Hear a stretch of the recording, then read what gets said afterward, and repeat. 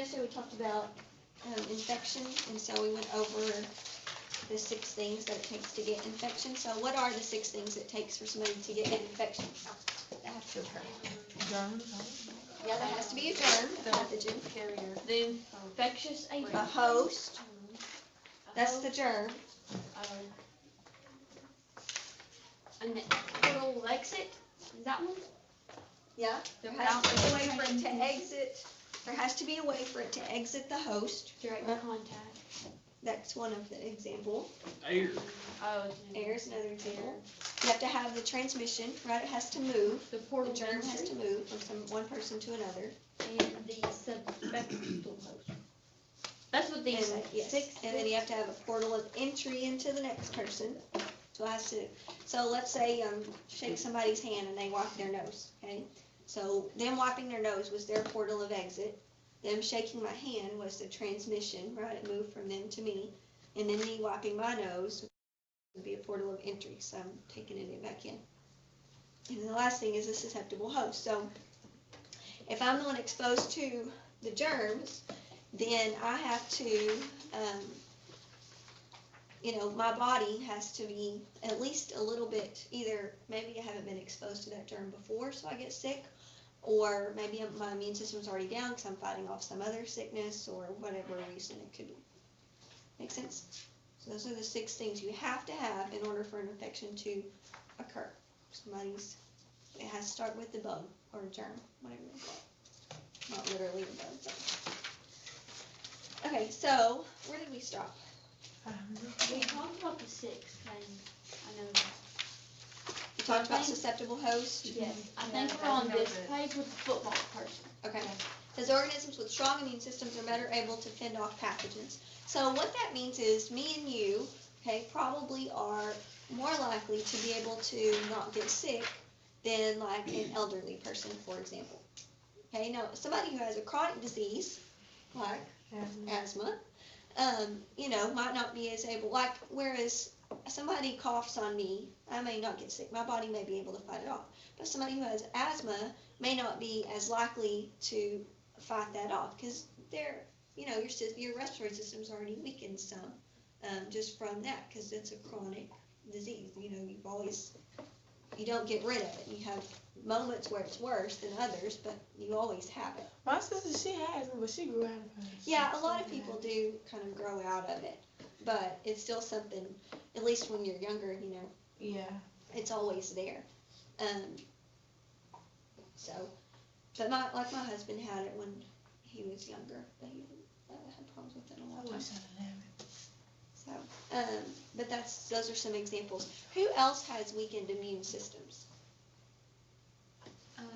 Like young kids, babies. Babies. A lot of babies and elderly people. Because like babies, they haven't been, Introduced. Yeah. They haven't been exposed to very many Exposed, germs. that's the word. So you think about, okay, what makes your immune system so strong is the fact that you've been going to school for however many years, 10 years or however long, 11. So you've been going to school for all this time. You've been exposed to tons of different germs, right? Mm-hmm. Well, when you're exposed to germs, your body makes antibodies. And they fight off disease. Well, so last week if I got exposed to some kind of bacteria or whatever, virus or whatever, my body made some antibodies to fight it off. Let's say I get exposed to it again this week. Well, I already have those antibodies. They can already fight it off. I don't have to make more. Same idea goes, that's how all of our immunity works. Well, for babies, when they're just born, they haven't been exposed to anything yet, so they don't have antibodies. And this is one of the reasons that the American Academy of Pediatrics always pushes breastfeeding. Because when moms breastfeed, their antibodies are passed through in their breast milk. Yes? If the mom gets sick while she's pregnant, does it affect the baby's immune system at all? I mean, it can affect anything, I mean, I guess it could. It just depends on what the sickness is and if it makes it through the placenta and all that kind of stuff. There's so many different circumstances that can happen, There's not any one, if this happens, they're for sure going to have this or whatever, But yes, there are certain kinds of illness that affect the baby more than others. But that's why doctors so recommend breastfeeding if the mom can and desires to do that, because you think about it, if you breastfeed your baby for a year, that whole year, not only have they gotten the mom's antibodies that can fight against disease, but they've been building their own too, as they've been exposed to things. So that's that's a big reason why they always push for breastfeeding. Now, formula has all the nutrients a baby needs. They can get full on it, and it's still good for them, and it's still nutritious, but it doesn't have those antibodies that breast milk does, which helps protect the baby from sickness when they're little bitty. This side note there. Anyways, so who else do you think is prone to infection or has a weakened immune system? We said people already, right? Elderly. Um, Just because their health is, is just generally poor. Do what? Kids? Cancer? Kids. Oh, kids. Yeah, well, infants for sure, and yes, younger kids, especially kids when they first go to school, always get exposed to all kinds of germs. People who have cancer. Yeah. Or what if it's just like people who are sick? People who are sick a lot. People who have HIV. Transplant patients. Why transplant patients? Because they're getting something new in their body, and the body's not used to it, so they like attack it or something like that. Okay. Yes. People who get transplants typically take medications that actually suppress their immune system or make their immune system not work as well. They take those because their body will recognize that organ as something foreign. Well, when we have foreign things that are introduced into our body attacks them. Our white blood cells attack them, tries to get rid of it. Well, we don't want our bodies to attack that new organ. We want it to be accepted. So they take medication that actually suppresses their immune system so that their body won't try to attack and reject that organ. So yes, definitely weakened immune system. And some people take immunosuppressants, those kind of medicines, for other things. There's other types of cancer they take immunosuppressants for, rheumatoid arthritis, some things, there are some certain medications, or not medications, diseases, other things that people take those medicines for. So, interesting. Okay, good. Okay, so we talked yesterday, one thing that you have to do is recognize that, figure out what's going on, that someone is sick, to get it to stop, and then two, how do we prevent it from spreading? And so that's what we'll talk about next, is how do we keep it from spreading. So we talked about the 6 areas of what it takes. So what are ways you can prevent illness from spreading at number 1, where the pathogen, whatever the pathogen is, what can you do to that?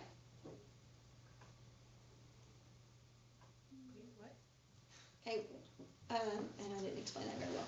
Okay, so we've got our 6 things that have to occur for infection to happen. What are different ways we can stop or prevent those 6 things from occurring? So number 1 is the pathogen itself. What if I spray Lysol on the desk? What am I doing? You're Killing killing it. Killing it, right? Trying to kill it. So that gets rid of the pathogen itself. Or, whatever other kind of antibacterial or bactericidal thing you can come up with. Medicines would be a way to just get rid of the pathogen itself, hopefully before it spreads to somebody else. Okay, so we said number 2 was the host. Let's say we talk about the bubonic plague. Okay, we said that fleas, remember, carried the disease. So, if it were fleas that were carrying disease in this area, we'd probably just do like everybody would buy some kind of pesticide that got rid of fleas, right? So that'd be an example of that. Or quarantine, that could be another example of stopping it at the host, putting them in a specific room or quarantine, whatever. Okay, what about portal of entry? No, portal of exit. like How can you prevent that? So like when you Spread give some it to napkin another Hand on wash. your nose. Wait, what did you Hand say? wash, Is it like what you just said, also shaking another person's hand? Yes, but what could you, let's say I have a cut on my arm, how can I prevent a portal of exit? Band-Aid. Put a Band-Aid, right, keep it covered, keep your hands washed, Big gloves. Don't Gloves, wipe your if you- I see a lot of with your people like hand that. or don't wipe your something. nose with your hands. Like when they Gross. work, they wear gloves. Mhm. If you sneeze, use a tissue or sneeze into something that's not gonna spread out around the whole room. Have y'all ever looked at one of those pictures that had like a sneeze and all the droplets were lit up? Yes. Yeah. Grosses me out. Okay, transmission. What are some ways you can prevent transmission? Like, don't. Wash your hands, Wash your hands. isolation of infected patients, not working when contagious. Yeah, Or no, don't don't be come around to the school house. when you're contagious, please. Try to avoid like human contact. Mm-hmm. Or just keep your hand washing is the biggest one. Because, I mean, I can give anybody a high five. I don't care what they've wiped or touched or whatever. But I can wash my hands, to prevent it from there. But, something. I'm not always a big handshaker because I don't know where people's hands have been, so. I don't really think about that kind of stuff. I used to did not, and then, Like, there's a lot of people that Yeah, like, probably being a nurse. people will go down the hallway, high five, like, you're like, yeah. Yeah. And you never think, ew. How many people don't wash their hands in the bathroom? A lot. I wash my hand. I use hand sanitizer. Scary. That's Yeah, all. it would be scary, I think, if you were to No. sit in there and just watch. It would I'm be just gonna do that. disturbing. I'm gonna act like I'm on my phone, and I'm just gonna be sitting there and Count them up. Yeah. 1, 2, 3. I'm like, ew, not touching you, not touching you, not touching you. So, but you can't always control that, kind of like I said yesterday with your locker. So, somebody drags their hand along your locker, and then you go open up your locker. I mean, you can't, that's why always you just wash your hands, So, okay, so what about portal of entry? How do you prevent that? Prevent it from entering your Don't eat body. or drink after someone. Don't eat or drink after somebody. Wash I your have a hands bad habit again. about that Yeah. too. Sometimes, like, well, especially like at the lunch table, because I always forget to get a drink. I'm like, I don't want to go walk up there, spend $1 on a drink, and then so I'm like, give me a drink of that, and I just drink, and I'm like, so I'm thinking, but ew, your mouth is dirty.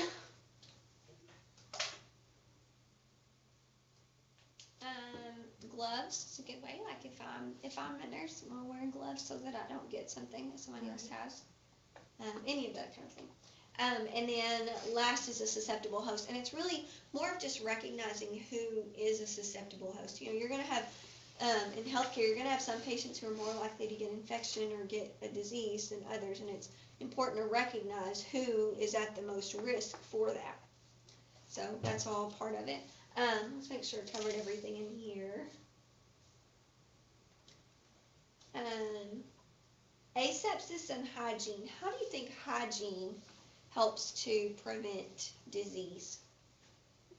Like, wash your hands and take a shower regularly. You're washing a bunch of that stuff off. Yeah.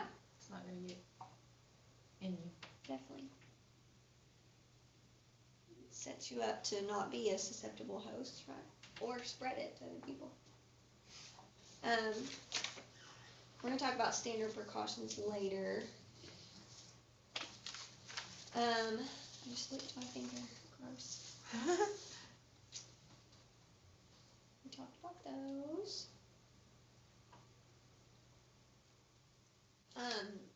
One other area that was always a good one, like if I'm going to do wound care or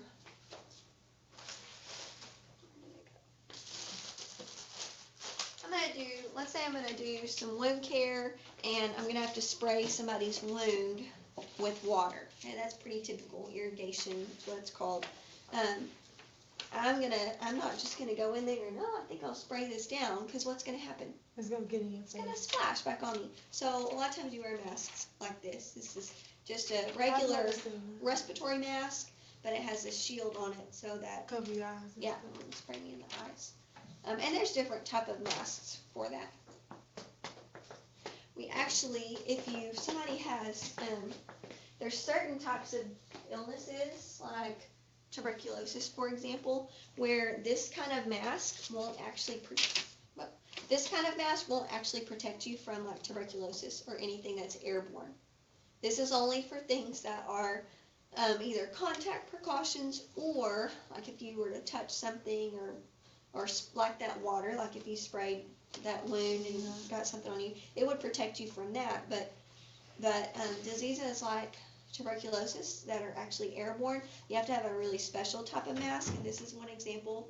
It's called the N95, and it's a lot thicker, and you can tell it actually has a filter in it that filters out those tiny little particles that carry tuberculosis. And usually at a hospital, you actually have to be fitted for one of these to see if they'll, you have a certain size that you would wear, because they want to make sure that it provides a good seal all the way around.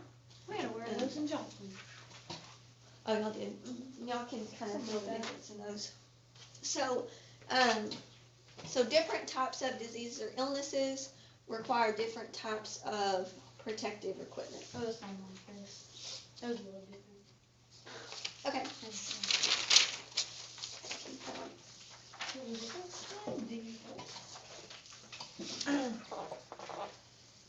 We done? The next page. Megan. No, think about it.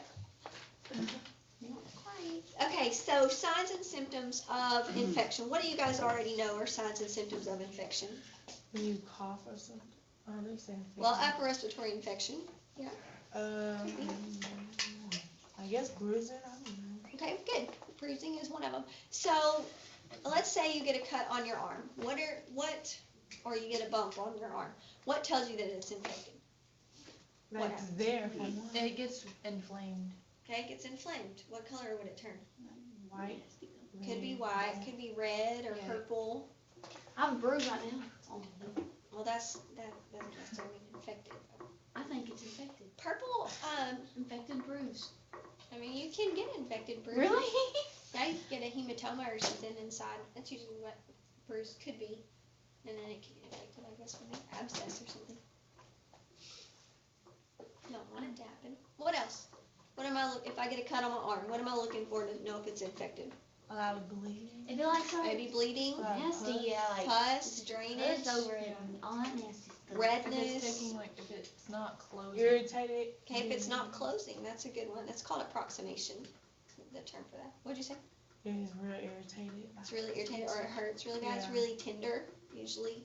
It gets really tender. And those are all things that clue you in that you have an infection. Now, there's two different types of infection. You have localized infection and systemic infection.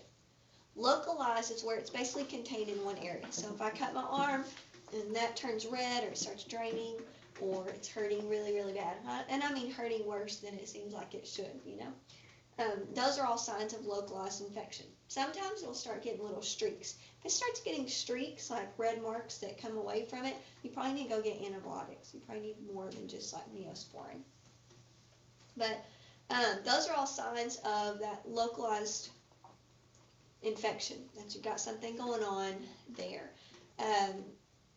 One other one, warmth. If you feel of it and it's hot, it's like a hot temperature kind of to it, that's another sign.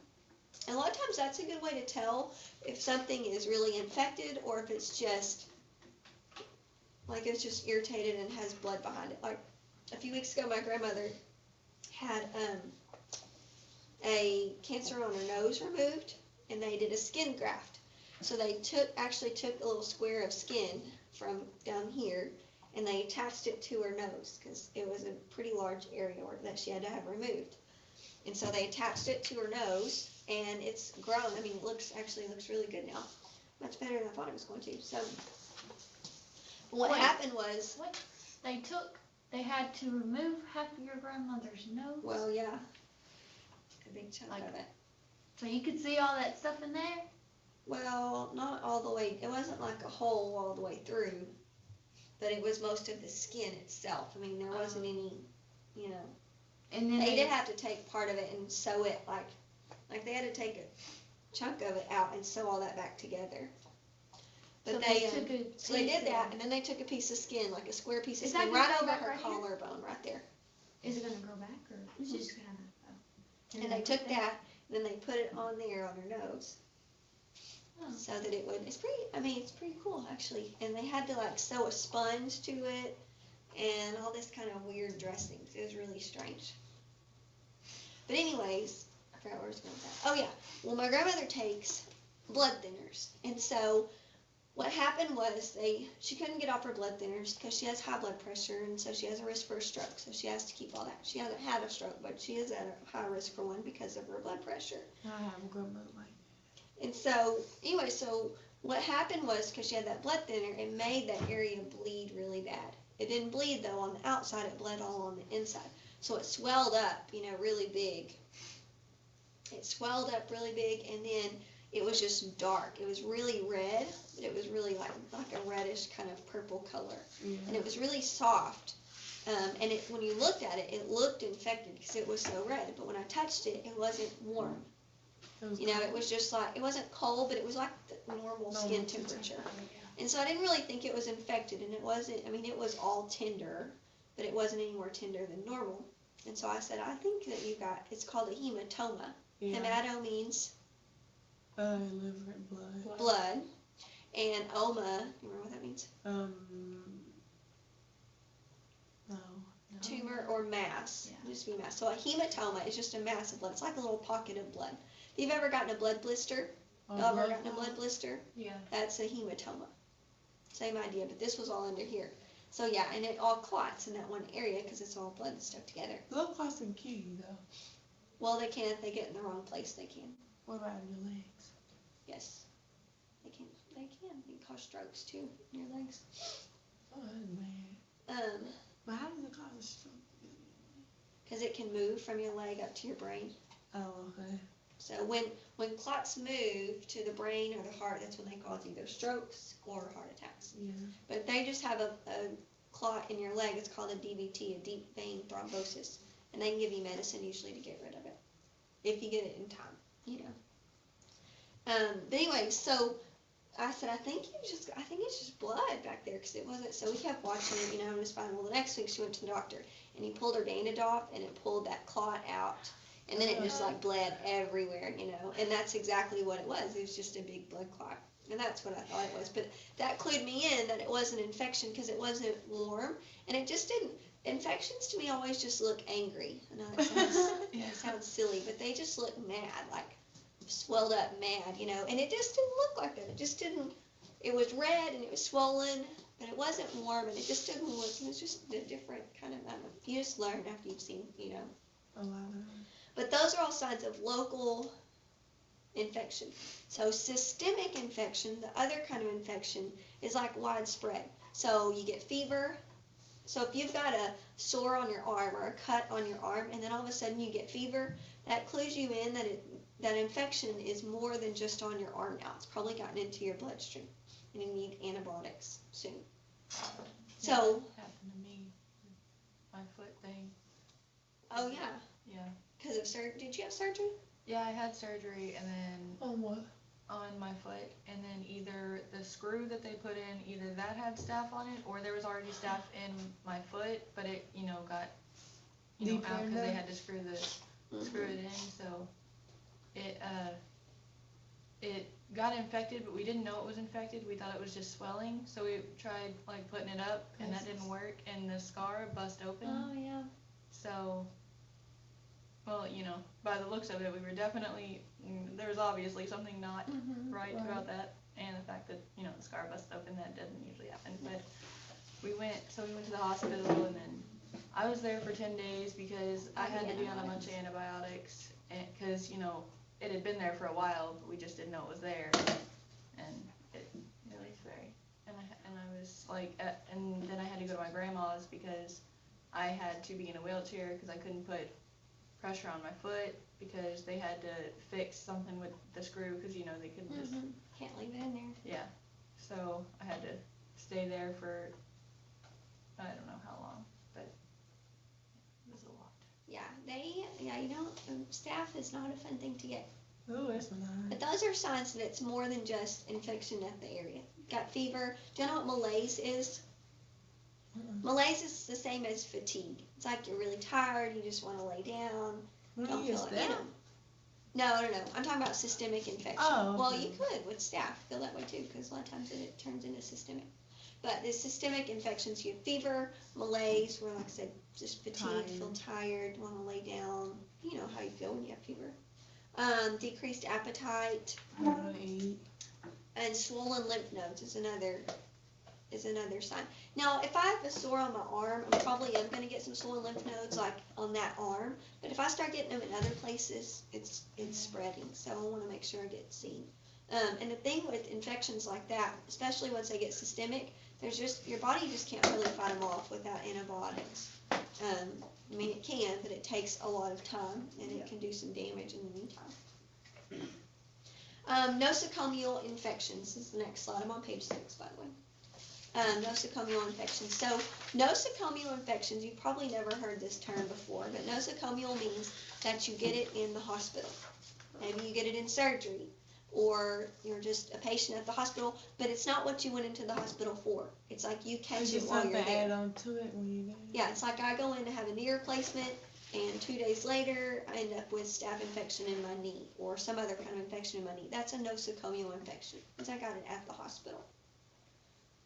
Now, sometimes you can, typically with surgeries, especially bone surgeries or replacement surgeries, they're going to put you on antibiotics after surgery anyway to try to keep you from getting an infection, just because, I mean, you've been exposed to things because your body was opened up, which is not normal. But there's some that are specifically, you know that you had to acquire them in the hospital. And just like that, that you had surgery and then you closed it back up. You didn't have an open wound before or after, so, but they're not related to whatever they're in the hospital for. I had a patient one time, and I don't remember, I think he must have had a stomach surgery because it was my very first semester at nursing school. And I remember he had one of these. He had the one that's called VRE on there. And he'd been in there for like 6 weeks, and he was so ready to go home and so cranky and just, didn't want to have a nursing student helping him, and which is fine, I understand. He was supposed to be in there, have surgery, and be out in 2 days, and he had to stay for 6 weeks, So, it's just, of course he was cranky. That would make me cranky too. But like I said, it's usually transmitted by healthcare workers or equipment or some kind of material that they used in surgery or procedure or whatever. The best way to prevent these from spreading, at least person to person, is hand washing. That's why whenever you go to the hospital or you're in the hospital, every time a nurse or somebody walks in, they need to wash their hands or grab that hand sanitizer. Same thing when they leave. Same thing when they walk in and walk out. Walk in every single time. Every time I go into the hospital, I feel like I have to use the hand sanitizer stuff on the wall, like every time I pass one almost. And that's a good habit to get into, especially when you work in the hospital, because you're always exposed. People are sick at the hospital, and you're going to get their germs on you, that's just part of it. But, you have to work really hard to prevent other people from getting it. So 2 types of these, the 2 I put on here. One is MRSA, which is methicillin-resistant Staphylococcus aureus, and it's a type of staph infection, but this is like the Big Daddy staph infection. This one's really hard to get rid of. And you have to take special antibiotics in order to do that. Now, just because somebody has MRSA doesn't necessarily mean they got it from someone at the hospital. These days, people have MRSA and they're all over the place. When I went to nursing school, though, MRSA really was just a hospital infection. And so it was just a really big to-do. We learned a whole lot about it. And there was always, at the hospital, people were always talking about, we got to prevent MRSA, because it was just like the buzzword kind of thing. But now you see it everywhere. But it is really hard to get rid of, and especially if it becomes a systemic infection that's caused by MRSA. Like, let's say somebody has pneumonia. Everybody know what pneumonia is? Lung infection. I've had it so many times. Like, I had it in both of my lungs, but the first time I had it in my left lung, and the second time I had it right at that time, I had it in both of them. Yeah, it's related to your asthma. That's all. Well, but pneumonia, you can get this MRSA, can be the bacteria that causes pneumonia, or if you had like a surgery, or especially an invasive surgery, or like a knee replacement or hip replacement or something like that, that ended up with MRSA, and usually they'll culture it they'll test it, and then they try to grow it in the lab, and figure out what the bacteria is. But if you have MRSA, it's like heavy duty medicine that they have to give you. They actually give you what's called vancomycin, which is an antibiotic. It's really heavy duty. Well, typically, that's typical treatment. Not everybody's going to get that, but anyways, this vancomycin is such a heavy duty medicine that they have to check your levels of it before you take it. They have to check the levels in your blood of it after you take it. They have to make sure that it doesn't get to a toxic level in your blood, because it can cause deafness, permanent deafness. I actually had a home health patient one time who was deaf, and they think it was because it's called ototoxicity. Oto means ear. So they think that that's what caused it. Was she took a high dose of vancomycin, and it wasn't controlled very well, and she may have gone deaf from that. Why does it mess with their talking when they're deaf? When they're deaf, because part of you learning, figuring out your words, is you hearing them too, and you hearing yourself speak. So that's why. Now she'd still talk plain for the most part, because she had been, except that she talked really loud, because she didn't know how loud she was speaking, But because she heard all of her life, except for the last how many years, 10 or 15 years, whatever it was. So, anyway, so they have to take that medication. It's really, they can't even put it through a regular IV. They have to put it in through a central line. You know what a central line is? Central line is like an IV but they put it in one of these veins up here, either in your neck or up here in your chest. And the catheter, y'all ever seen an IV catheter? The part that actually goes in your body? Yeah. This, whenever they do a central line, it goes in like up here or up in your neck. The catheter part is actually a lot longer. And it actually goes all the way down to the tip of like where your heart begins. Is it like a PICC line? A PICC line is the same thing. A PICC line, except a PICC line goes in through the arm, but the catheter goes up to the heart. A PICC line is the same thing as a central line, except it's called peripherally inserted. There's a needle, I'll show you. There's a needle actually inside the catheter that you use to get into the vein with.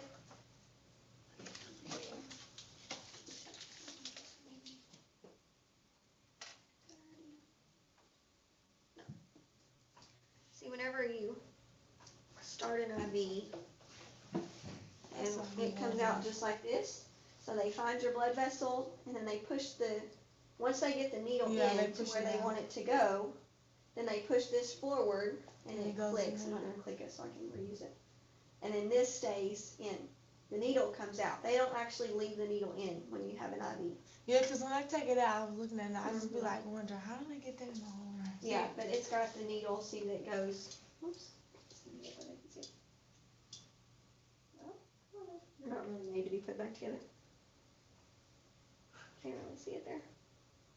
Anyway, so, but it's all together. Yeah, that needle's just on the inside of it. So yeah, I wish I had known that before I went to the hospital for the 10 days, because it makes you feel a lot better when you know that there's not a needle in it. Yeah, because one time I had passed out at one of the football games, and so they took me to the hospital, and they put it in my hand, and I was so afraid to move my hand because I was afraid the needle would I don't think I like move this in or my something. skin. I've had so many. It's I had one in my foot. I'm telling you, I don't want to ever have an IV, but I know I'm gonna have it in to. your foot, though. Caleb, Oh, you have had them in your foot before? Yeah, because they couldn't find no veins in my arm or my hand. Sometimes it's hard. in your foot, like in the bottom of it? No, it goes on the side, usually like right Yeah. over here somewhere. Sometimes they do them in the ankle. No, but that's only last resort. I will tell you guys this, if you ever need an IV, okay, if you go to the emergency room, ask them not to put it in your elbows right here. Wow. This is called the antecubital. Because then you can't move your elbow the whole time you're there. Yeah, you just Because if you go like this, it crinkles it and it won't Yeah. work. I moved mine. So you, Sometimes they will. I've Yeah, been- you just so have to I've figure been this like this. Yeah. Oh, I couldn't do it. Where's the best spot? The best spot, now it hurts when it goes in. No. Yeah, I ain't doing it's it. in your the hand. that hurts a lot. It hurts, I don't have but it in my hand. it's a whole lot easier to maneuver afterwards. Does it hurt when it goes in here? Yeah.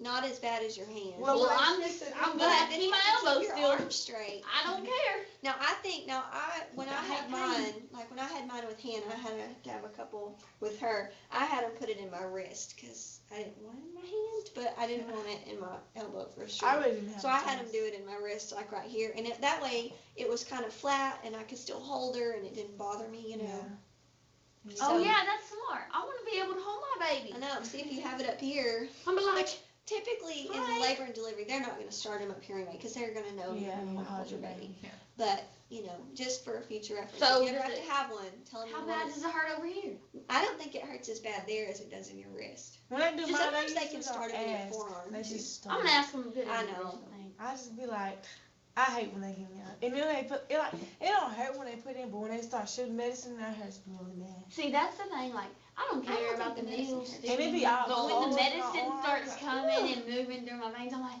Yeah, I don't know what it is. It was, it might have been something to clean or whatever, but it made my mouth feel really, taste metallic. Salty or metallic, yeah. Yeah. metallic. Yeah, Like I sometimes felt like I had they- a penny in my mouth. When they put saline through it, which is just like your normal, that's what they usually keep in it. Yeah. Sometimes it can make you have that taste. And other medicines can cause different tastes too. It's weird. It's strange. But anyway, so that's an IV. But vancomycin has to be given through either a PICC line, which is still an IV that has the catheter that goes all the way up here, not like your regular IV, or a central line that goes in. Your So I neck. actually have one of these with that thing that's that It's long. really long, yeah. And they have to not just like I've never been trained to put those in. That's not something that I could do. Yeah. Some nurses are trained. Now I can put a regular IV in, Oh. but like a central line or a peripheral You have to be central trained. line, you have to be trained to do that. So, and nurses do that. But That's probably They have because stuff you that can't goes see from where here you're all the going. way to up here. Yeah. How do they stick all that through They there? use How like do Without- they see? a thing to see it, kind of like they do whenever they're checking to see if you're pregnant. And they put the gel Like a in. sonogram thing? oh yeah, they can use sonogram, or they That's do what an they done on X-ray my arm. afterwards to check and make sure. That's terrible. I couldn't have that. I just hate pain. Well, the other type of nosocomial infection, remember nosocomial infections are caused in the hospital, is vancomycin resistant enterococci. Well, if vancomycin is the medicine I was telling you about that's so potent that's used to fight off MRSA, imagine what kind of medicines you have to fight off that VRE. I don't know that they're as potent as that vanc, but you do have to have more of them, and it takes a long time. That guy the guy that I saw in the hospital, I remember that time, he had VRE. And that was his problem.